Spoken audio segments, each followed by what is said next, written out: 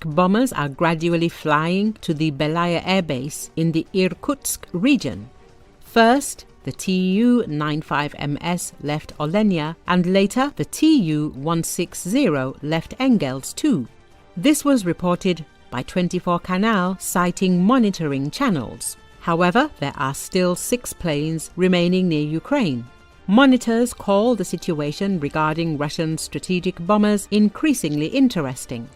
This development of events was probably influenced by the UAV attack on the Engels 2 airbase on March the 20th. In particular, on the night of May the 1st, the last 2 Tu-95MS left Olenia. Later, in the evening of May the 2nd, the Tu-160 left Engels 2. As of Sunday morning, May the 4th, there were 8 Tu-95MS and 7 Tu-160 aircraft at the Belaya Air Base. Near Ukraine, at the Engels 2 and Dyagilevo air bases, there remained 4 Tu-95MS and 2 Tu-160 aircraft. Let us recall that on May the 2nd, in the waters of the port of Novorossiysk, the Ukrainian military, for the first time in the world, destroyed a Russian Su-30 combat aircraft with a strike from a Magura sea drone. Subsequently, information appeared about another enemy target being hit. According to Kirill Budanov, the crew of the first aircraft was able to escape. The pilots were picked up at sea by a civilian vessel. However, the crew members of the second aircraft probably died. Recently, a Ukrainian drone attack targeted Russia's Engels air base in the Saratov region, 300 miles from the Ukrainian border, according to Russian and Ukrainian officials. These claims are supported by an abundance of dramatic imagery footage. At this stage, it's unclear whether any Russian aircraft were damaged in the incident, although there are strong indications that the primary target may have been a weapons storage area at the base. Long-range bombers flying from the airbase regularly attack Ukraine and the airfield, and others like it have long been high-priority targets for Kiev. The strikes involved Ukrainian-made long-range one-way attack drones with at least one video seemingly indicating the use of the twin-boom Lyuty or the visually similar PD-2. Both these types have been used to attack targets deep inside Russia on multiple occasions. The Ukrainian Ministry of Defense confirmed that its forces had struck the airfield and the attack triggered secondary detonations of ammunition. The size of the blast, the subsequent intense fire, and the huge pall of smoke rising over the airbase are certainly in line with the theory that a weapons storage area was struck. If that were the case, this could have eliminated a lot of weaponry, specifically the air-launched cruise missiles that Russian bombers are mainly armed with.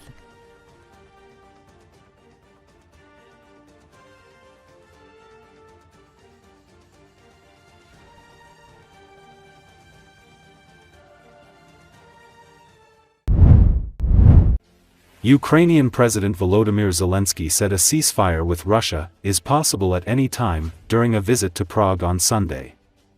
According to Associated Press, Zelensky renewed his call for a 30-day pause in hostilities, as the U.S. had initially proposed. His visit to the Czech capital comes amid Russia's announcement of a 72-hour ceasefire next week to mark Victory Day in World War II. Russian President Vladimir Putin is very eager to show off his tanks at the parade, but he should not think about that, he should think about the real end of his war, Zelensky said at a joint news conference with Czech President Petr Pavel. Earlier, Zelensky was greeted by Pavel at Prague Castle for high-level talks with Czech officials. The visit also follows comments made by Putin to state television that the need to use nuclear weapons in Ukraine had not arisen and that he hopes it will not.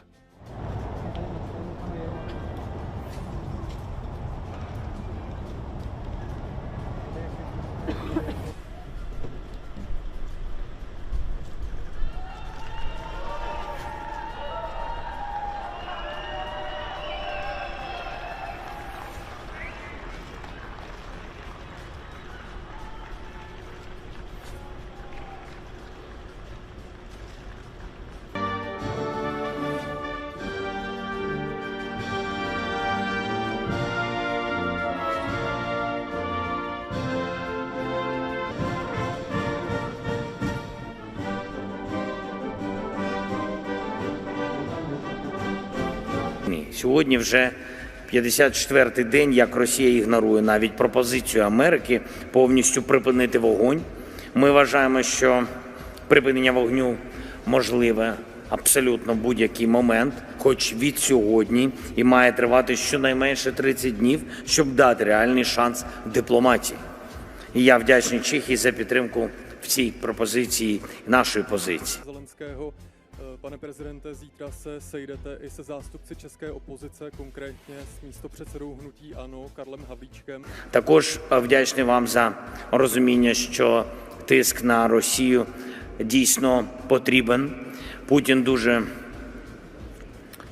хоче похизуватись танками на параді, але він повинен думати не про це, а про реальне закінчення його війни. І 3 речі потрібні: більш санкцій проти Росії, подальша підтримка України і відчутне зростання оборонної взаємодії в усій Європі. Росія повинна знати, що європейці точно себе захистять.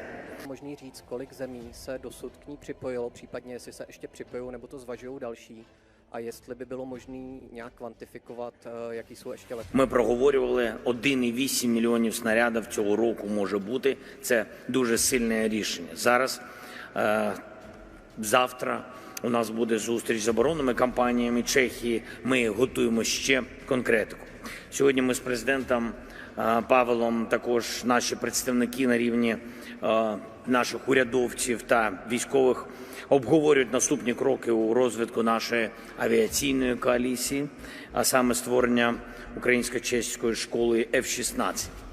Очевидно, що станом на зараз з безпекових причин ми не можемо відкрити таку базу в Україні. Російські удари щодня тривають, і тому ми працюємо з партнерами, щоб така школа, такі школи змогли відкрити за межами України, і це буде. Nebo to zvažují další, a jestli by bylo možné nějak kvantifikovat. Тому від них провокації можуть бути, це в їх стилі. Наприклад, сьогодні, в ці дні, вони говорять про те, що вони хочуть якесь часткове сісфаєр, але ви повинні знати, наприклад, кількість штурмів сьогодні найбільше за останні місяці.